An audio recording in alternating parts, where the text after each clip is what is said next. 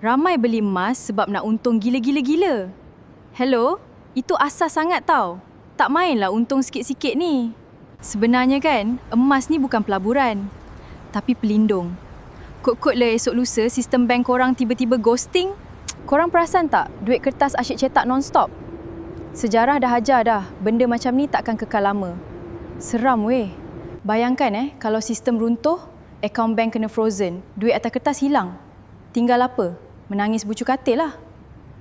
Emas digital tu just janji tau. Emas fizikal ni kita pegang sendiri. Bila krisis, janji boleh terbang, emas tetap emas. Emas ni sebenarnya insurans terakhir kekayaan kita. Bukan sekadar nak flex kayangan, tapi untuk survive bila dunia pening. So macam mana ni? Kalau ekonomi jam esok, korang ada aset betul ke? Atau sekadar ada nombor digital kat skrin phone tu? Jangan tunggu krisis baru nak gelabah. Jom mula simpan emas fizikal public gold sekarang. Meh, picit link, aku guide.